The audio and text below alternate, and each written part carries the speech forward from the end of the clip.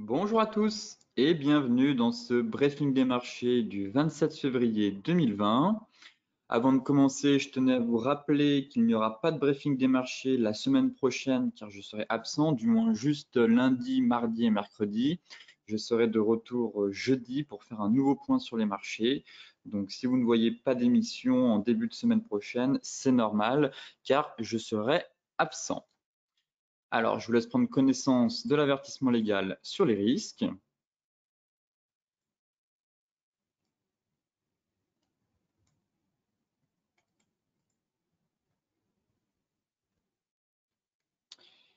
Et tout de suite, on va se consacrer à l'actualité des marchés avec les bourses qui ont quand même, bon, qui ont repris un peu de hauteur, on va dire, qui ont terminé sur une note hésitante puisqu'on a eu un rebond de Wall Street qui a permis aux bourses, on va dire européennes, de clôturer en légère hausse, même si la propagation du coronavirus continue d'inquiéter le monde financier. L'Asie a fait état mercredi de centaines de nouveaux cas de contamination au virus chinois et le bilan de l'épidémie s'est encore alourdi dans le reste du monde avec un deuxième décès en France et un premier cas en Amérique latine, ce qui alimente les craintes d'une pandémie susceptible de gripper l'économie mondiale.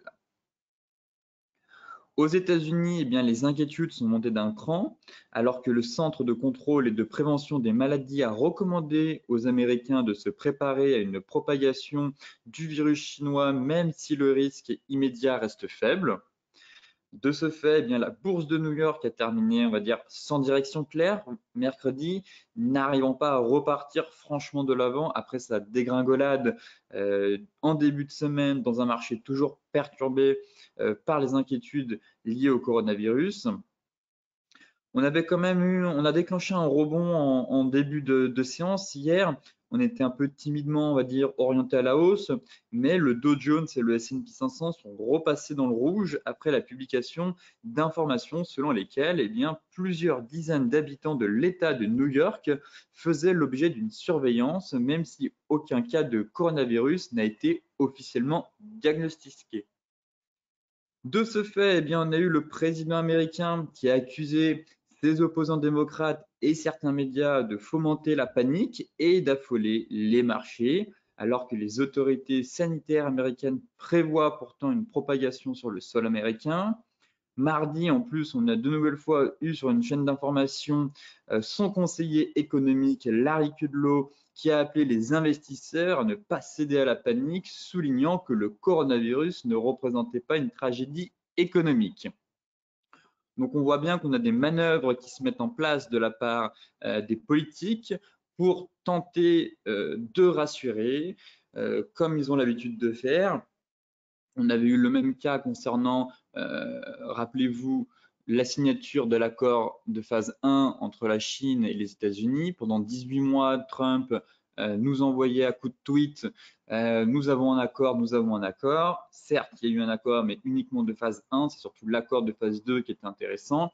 Mais à chaque fois qu'il tweetait, eh bien, les marchés montaient car ça soulignait l'espoir d'un accord et ça permettait eh bien, tout simplement d'aller vers des nouveaux plus hauts, de soutenir la hausse des marchés. En parallèle, on avait aussi les banques centrales qui étaient en soutien, mais voilà, Trump voilà, aime bien la communication pour rassurer les marchés, comme il a l'habitude de faire sur Twitter. Et là, on voit qu'il tente de faire une manœuvre, encore une fois, pour tenter de rassurer, dire aux investisseurs qu'il ne faut pas céder à la panique, certes, mais il faut tout de même reconnaître que le coronavirus va avoir des impacts tout simplement sur l'économie mondiale et les résultats des entreprises pour les trimestres à venir, tout simplement. Donc oui, actuellement, on subit une secousse sur les marchés. Est-ce que c'est un mouvement de panique ou est-ce que derrière, c'est un effet domino qui va s'enchaîner sur la croissance et les résultats des entreprises?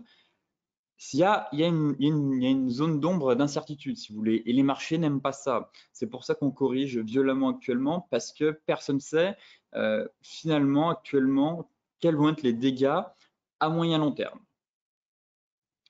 Passons sur le CAC 40 maintenant et les indices pour faire un petit point. Alors, on va se mettre en mensuel pour commencer. Eh bien, le niveau à tenir en mensuel, vous voyez, c'est les 5535. Allez, on va arrondir à 5500. C'est un prix rond, mais voilà, je surveille surtout les 5535 points, 5500 points. Si on passe en dessous de ce seuil, le risque de correction direction des, on ira rejoindre, je pense, notre Kijun vers les 5340. Voilà, ça ouvre la voie, du moins une correction encore plus profonde. On a déjà perdu presque 10%, mais le pivot clé sur le CAC, en tout cas, c'est les 5535, 5500 points qu'il faut absolument noter. Et si on enfonce ce niveau, dans ce cas-là, vraiment, direction 5400 et 5300. Et après, on a un gros seuil aussi à 5250. Et là, si on enfonce les 5250, par contre, ça risque d'aller chercher encore plus bas en direction des 5050 points. En journalier, eh bien voilà, on est venu chercher le support mensuel, tout simplement. On tente un rebond. Est-ce qu'on va déclencher un rebond technique comme on a eu là, ici, hier? C'est vrai que les bourses ont chuté assez lourdement. Derrière, on a tenté le rebond. Ce matin, on ouvre encore avec un nouveau gap baissier. On tente de rebondir pour peut-être venir fermer ce gap, mais on voit que voilà, il y a de la nervosité sur le marché, clairement. Les rebonds, il faut vraiment bien les identifier, même si le flux est complètement baissier. Pour tenter un rebond technique, voilà, il faut vraiment bien matérialiser les zones mensuelles, surtout, c'est là où on attend le marché. Le marché était attendu sur ce niveau-là. On a tenté une première fois un rebond hier. Là, aujourd'hui, j'ai l'impression qu'on tente un deuxième rebond aussi. Est-ce qu'on va aller chercher les 5647 points? Voilà, ce serait un objectif, en tout cas, de venir une nouvelle fois combler le gap et peut-être de consolider entre 5535 et 5700 points. Si on repasse au-dessus des 5700 points, eh bien, bon, on peut aller chercher les 5565, mais voilà, pour moi, ici, je m'attends à une zone de consolidation. Vraiment, rebond technique, le flux est baissier, donc pour le moment, pour moi, tant que les 5860, tant que les prix ne reviennent pas sur l'open en extrême, parce que là, on a eu un gap de rupture en fait. Donc tant qu'on ne revient pas au niveau du gap de rupture ici, le flux reste baissier et au contraire, j'ai envie de dire, essayer de trouver un bon rebond technique pour accompagner encore la force vendeuse qui est en train de se mettre en place. Concernant le DAX. Le DAX en mensuel, est-ce qu'on a des zones un peu plus intéressantes? Elles ne sont pas aussi propres que sur le CAC ou le Dow Jones, je trouve. On a une zone à 13 380 mensuel, c'est pas bon. On n'a pas de grosses zones bien définies, bien propres. On a toujours peu cadré quand même dans le canal. Le DAX, ce serait vraiment la cassure du canal qui là engendrerait vraiment un véritable signal. Donc c'est pour moi les 12 200 points, 12 300 points. Là actuellement, pareil, on tente le rebond. On est venu chercher assez bas. Effectivement, on a quand même on a une zone intéressante ici comprise entre les 12 480 et les 12 400 points. Donc voilà, si on enfonce ce seuil, c'est direction la borne basse du canal. Voilà, ici 12 190, là c'est vraiment la grosse zone chaude, c'est notre point dur. 12 250, 12 190, et là pareil, si on enfonce, vraiment risque de dégringolade. Pour le moment, pareil, ce qui me dérange, c'est qu'on est quand même sous la moyenne mobile 200. Voyons voir si le rebond va se mettre en place pour venir combler le gap et pareil, consolider au niveau de la zone 12 400, 12 800. Mais le flux reste vraiment baissier et je commencerai à me dire sur le DAX que les acheteurs finalement ne sont pas totalement morts et n'ont pas dit leur dernier mot si voilà, on parvient à repasser au-dessus des 12 940. Mais pour le moment, sous de 12 940, 12 960, le flux est baissier, on cède pas mal à la panique, on a quand même bien chuté. Un rebond technique pourrait bien sûr se mettre en place, mais restez prudent, adaptez vos leviers, vos tailles de position surtout, car en cette période de volatilité, on a beaucoup de mèches sur les marchés, comme vous pouvez le voir, et donc la chasse au stop se fait très rapidement. Concernant le Dow Jones, à la croisée des chemins, le Dow Jones à la croisée des chemins, on a tenté le rebond hier en direction des 27 500, mais là, bon, on est sur support et bas de canal. Donc, les futurs sont dans le rouge. On a encore un gros niveau qui est quand même plus propre sur le futur. Mais voilà, on est pile poil dessus en fait. On est pile poil sur le gros niveau. J'ai hâte de voir la clôture mensuelle et hebdomadaire parce que ça va nous permettre justement de dégager un horizon à moyen terme. Pour le moment, on pourrait très bien avoir une énorme mèche. Vous voyez, là, on me casse mon oblique et ma kit jaune. Si on reste comme ça, honnêtement, j'ai envie de dire, on a quasiment un signal baissier pour aller chercher plus bas. Si on termine sur une grosse mèche, comme les US savent bien faire, une belle remontada, comme ils ont l'habitude de faire, et bien là, ça invaliderait ce scénario. Donc, vraiment, la fin de semaine va être très importante puisqu'on va être sur une clôture mensuelle et hebdomadaire. Donc, on pourra faire le point sur les bougies et détecter la psychologie des investisseurs à ce moment-là. Pour le moment, à la croisée des chemins, on est vraiment sur une zone. Je vais revenir sur le futur.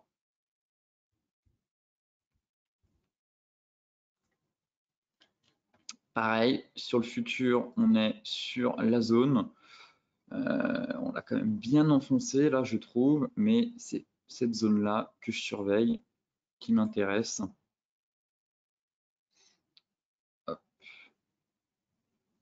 Voilà, c'est cette zone. Voilà, c'est les 25 560, 26 780. Même si là, on est sorti par la borne basse du canal, mais on a une grosse zone de prix. Je vais essayer de nettoyer. Voilà. Et on est venu travailler à de nombreuses reprises, mais voilà, notre zone, elle est là. Vraiment, on va faire de l'excès, bien sûr, c'est normal, il y a de l'excès, mais tant que ça tient, tant que cette zone tient en clôture hebdomadaire, eh bien, pareil, un rebond pourrait se mettre en place. Pour le moment, on la travaille, on fait de l'excès baissier, c'est normal, beaucoup de volatilité sur les marchés, chasse au stop, comme je vous le disais. Donc, prudence, mais c'est vraiment, voilà, on a une zone pour moi de 300-400 points ici. Tant qu'elle tient, l'espoir du rebond en direction, bon, je visais quand même dans un premier temps les 27 500, on est venu les atteindre hier, mais je ne m'attendais pas à ce qu'on voilà, qu'on fasse un rebond pour repartir à la baisse. Je m'attends à un rebond un peu plus prononcé, connaissant les US, avant de repartir à la baisse en tout cas. Mais c'est ici que ça va se jouer.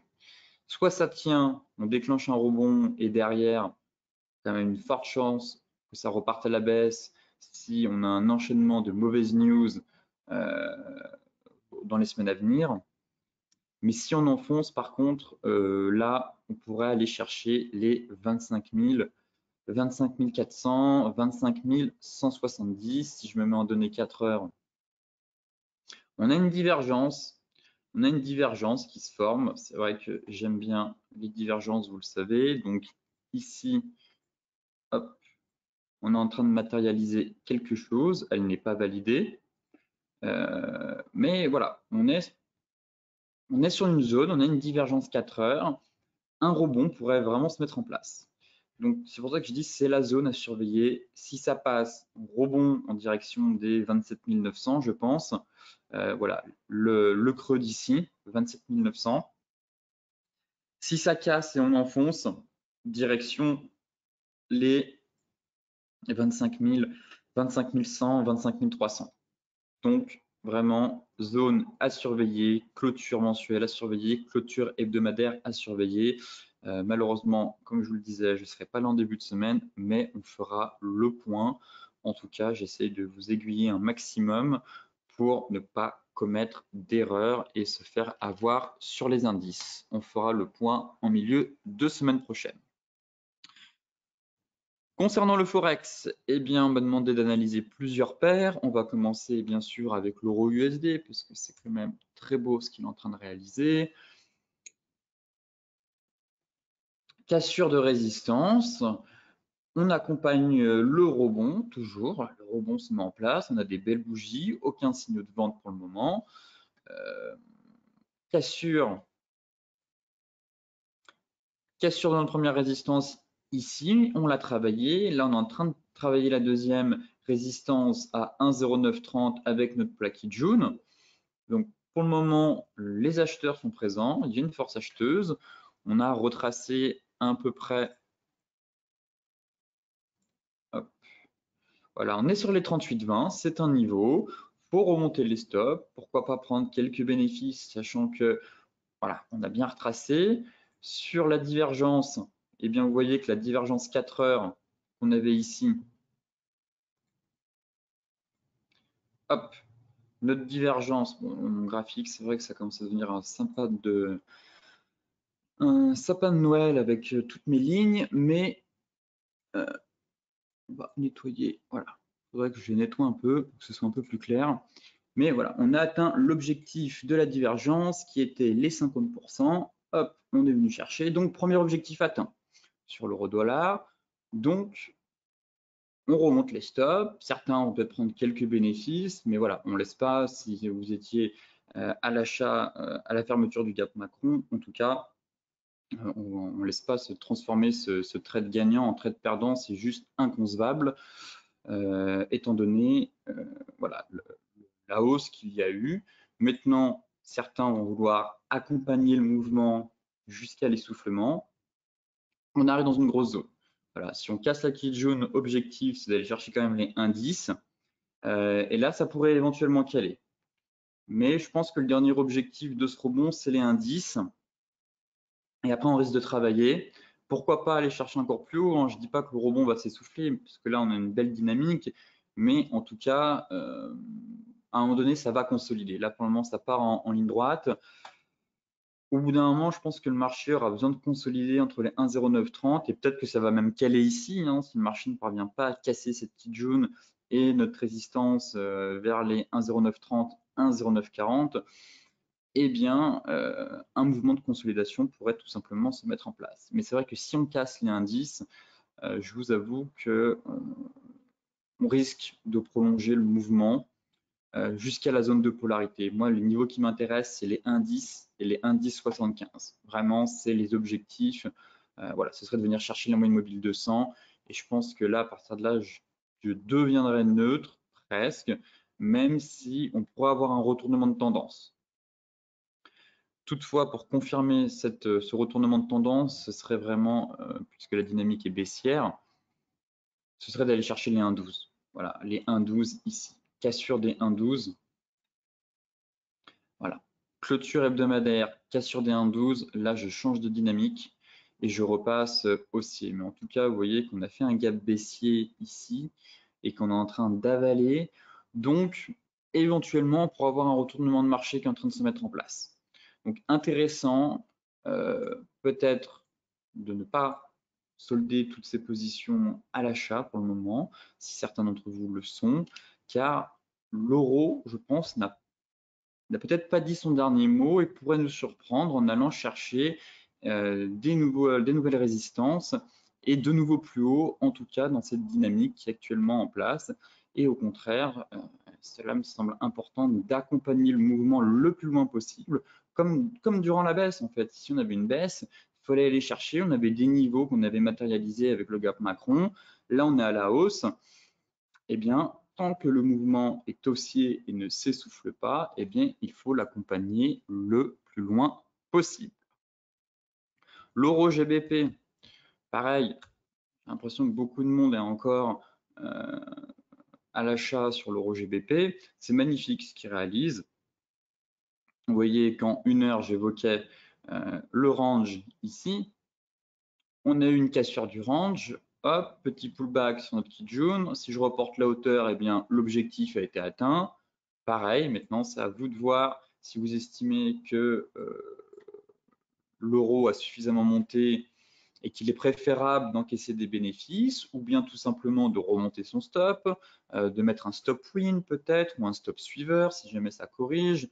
Voilà, c'est à vous après, selon votre money management, votre style de trading, étant donné que certains sont rentrés sur le bas du range, d'adapter. Peut-être que d'autres ont pris sur le milieu du range déjà, ils se sont dit, bon, bah, si on a une rotation partielle, j'encaisse quelques bénéfices. D'autres visent directement la borne haute. Certains me disent, il y a un double bottom, on va aller chercher encore plus haut. Bon, voilà, il y a différentes stratégies, il y a différentes méthodes. En tout cas, moi, ce que je conseille, en tout cas ce que je recommande, c'est tout simplement de remonter les stops. Pareil, on ne laisse pas une position se retourner pour le moment, au contraire. Prudence, car on arrive sur les 0,85. Vous voyez que c'est un gros niveau qu'on a travaillé ici. Donc ça pourrait caler. Voilà. Pour moi, il y a une résistance à l'intérieur du range et c'est les 0,85. Si on parvient à franchir au-dessus des 0,85, dans ce cas-là, c'est direction la borne haute et c'est ici que ça va devenir intéressant. D'où l'intérêt, comme je l'explique bien souvent sur les ranges, de garder un petit reliquat, car si on valide un double top, voilà, il y a vraiment un potentiel de hausse très intéressant. L'euro est en train de rebondir.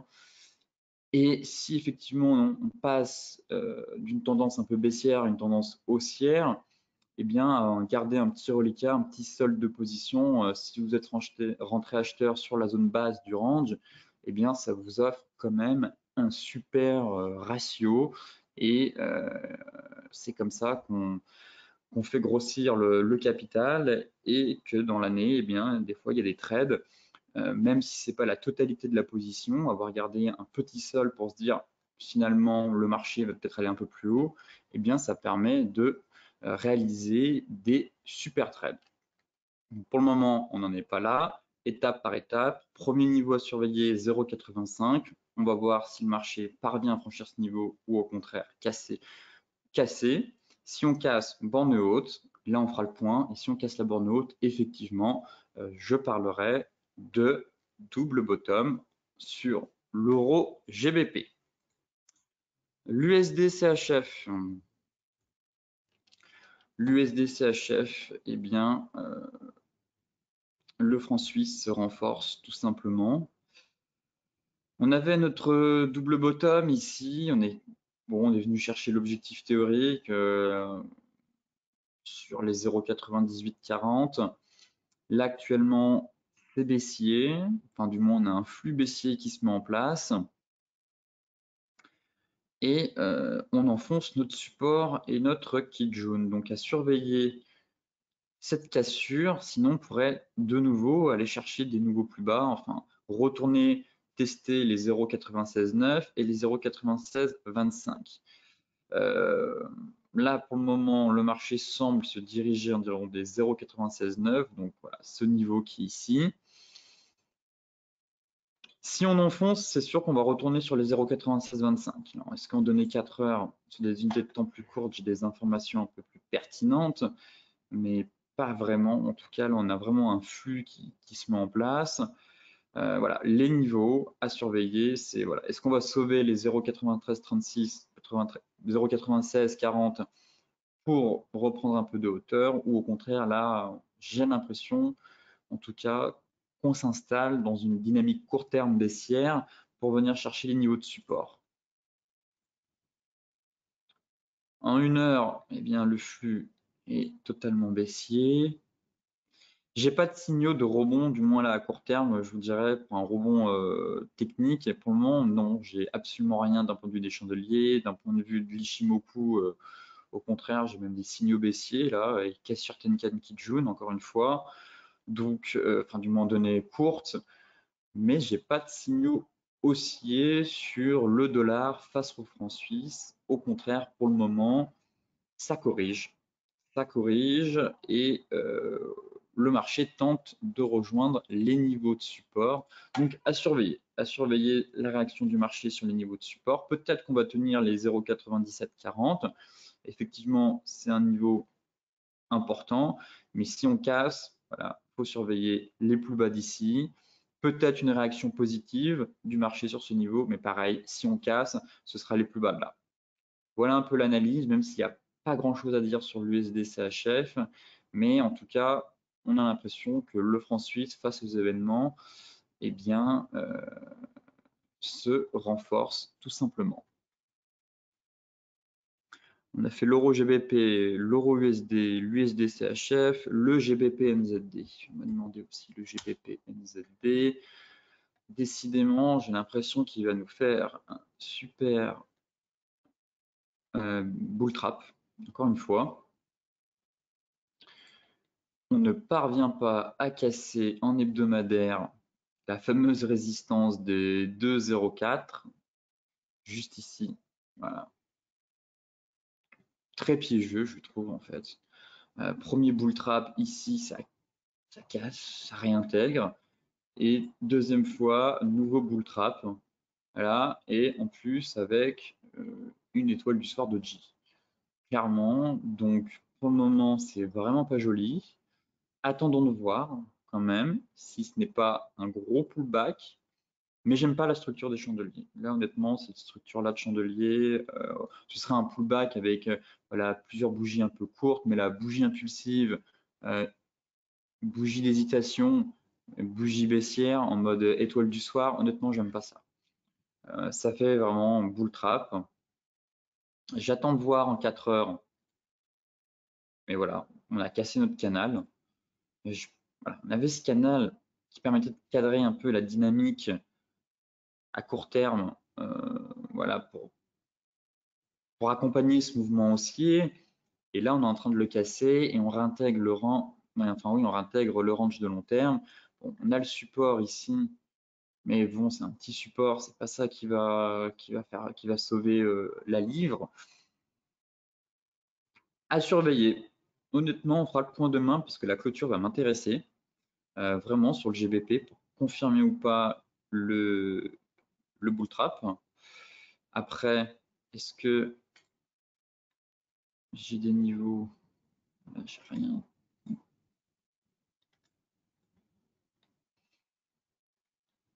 Éventuellement attendre.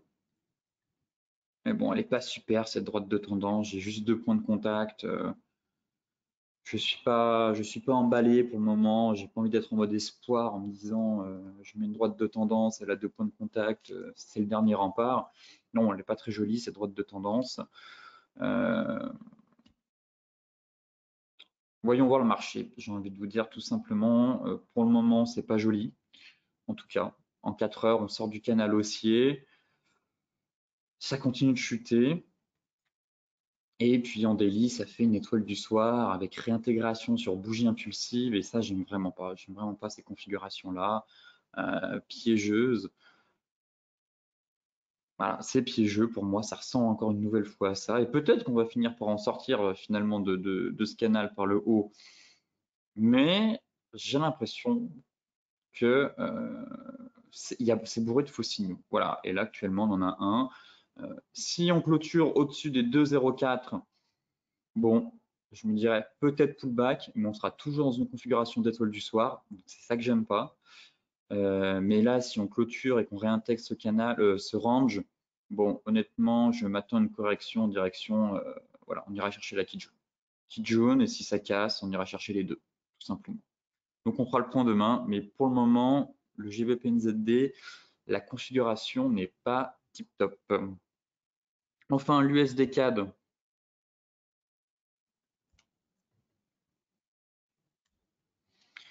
L'USD CAD, pareil, assez corrélé au pétrole, justement.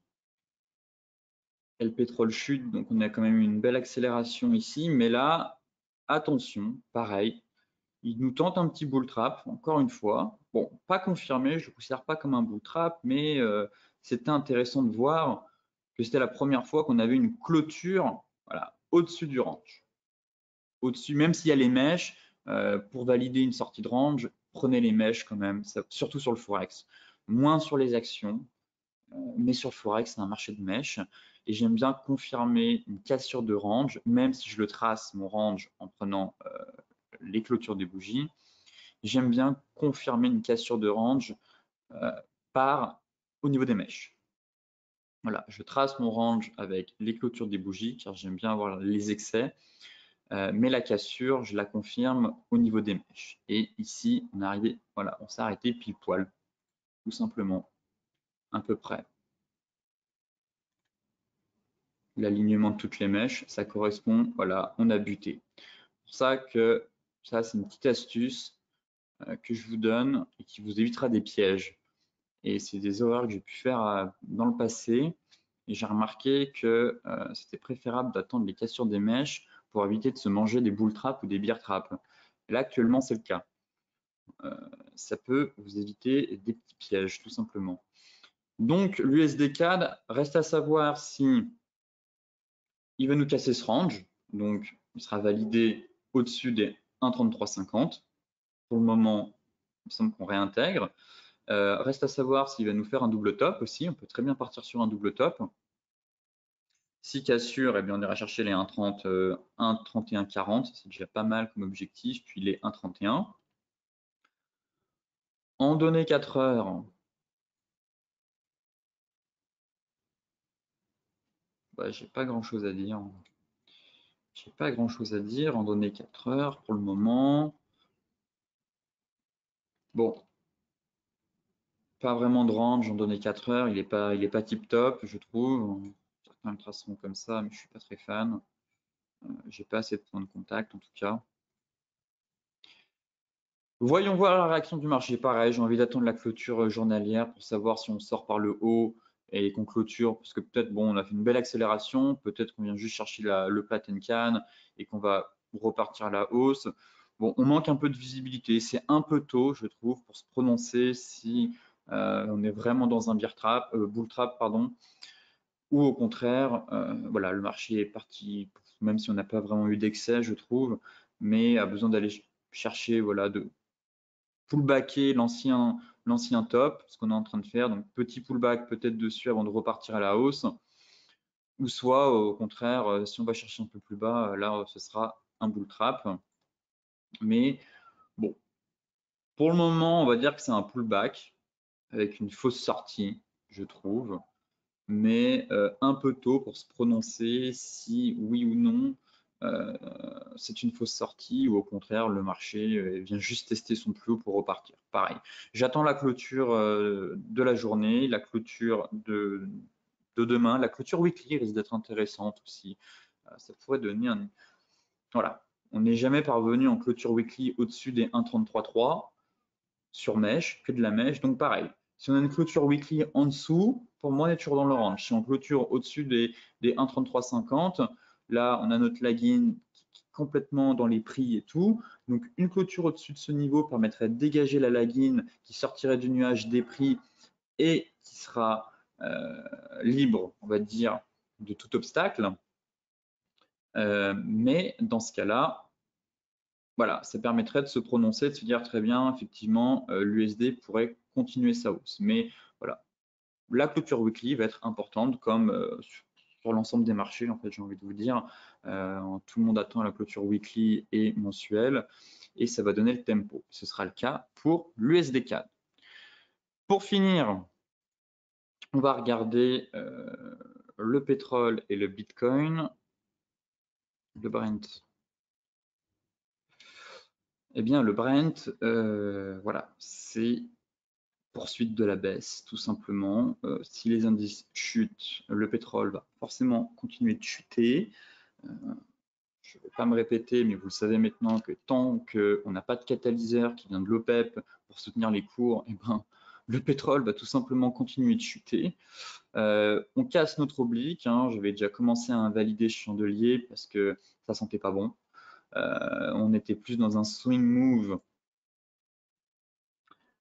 Voilà, avec cette étoile là qu'on était venu, voilà, mouvement baissier, rebond technique grâce à la divergence, on retrace 50% de la baisse, on vient chercher une petite jaune, et puis là j'ai l'impression, ça sent le swing move, voilà, c'est des mouvements, tac, rebond, en mode swing move, tout simplement. Voilà à quoi ça me fait penser le pétrole actuellement, et je me dis que sans catalyseur, eh bien, et si les indices continuent de chuter et le marché continue de s'inquiéter, on va aller sur de nouveaux plus bas. Et là, c'est le cas. Là, c'est le cas, on a cassé l'oblique, on est en direction des 52, des 50. Bon, ma foi, la clôture hebdomadaire va vraiment être importante, mais quand je vois une clôture hebdomadaire qui me fait une sortie de range, une cassure d'oblique de long terme, honnêtement, ça sent pas bon.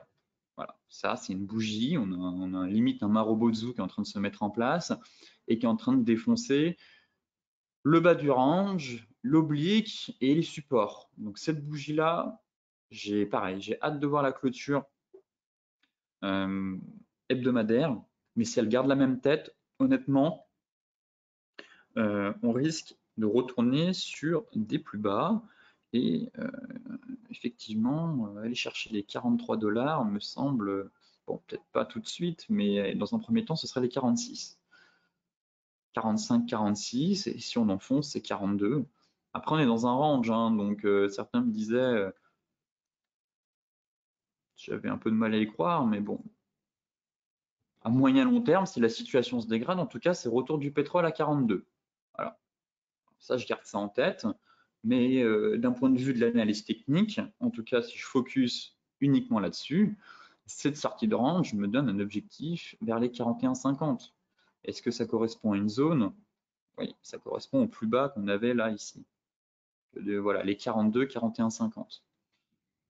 Et pour le moment, en tout cas, c'est ce qui est en train de se passer. Donc, on va voir les événements à venir si au contraire, les marchés sont un peu peur et l'OPEP décide finalement de réaliser une réduction de production pour soutenir son cours, sinon il part à la cave. Voilà, rien à dire de plus sur le pétrole, surveillez la bougie parce qu'elle n'est pas belle, et surtout, le flux pourrait continuer, enfin du moins on est dans un flux baissier, et si la bougie reste comme ça, eh bien le risque de correction vers de nouveaux plus bas est important. Le Bitcoin, finalement, personne n'est épargné. Personne n'est épargné par la correction en cours sur les marchés mondiaux. Même la crypto-monnaie souffre, je trouve. Voilà, on va regarder ça. C'est le niveau clé, on va dire.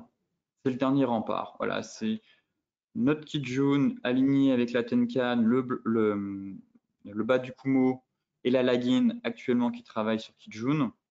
Voilà, on est sur un niveau. Voilà, on a une zone 8400, 8700. Si on enfonce cette zone, je pense qu'on va aller chercher voilà, on va retourner finalement dans une tendance baissière. Et même si c'est pas joli, voilà, on est vraiment la zone avec la moyenne mobile 200. Mais voilà, je comprends pas le marché, la psychologie. Enfin, je suis assez déçu en fait du marché des cryptos, tout simplement. Ça repartait de l'avant, ça allait de l'avant. On avait une zone de polarité ici, on l'a travaillé pendant des semaines, une première fois ici pour au final échouer, une deuxième fois on la casse, tout ça pour rester seulement quelques semaines et se dire quelques semaines au-dessus pour repasser à la baisse. Bon, je trouve ça un peu moche et dommage sur la crypto.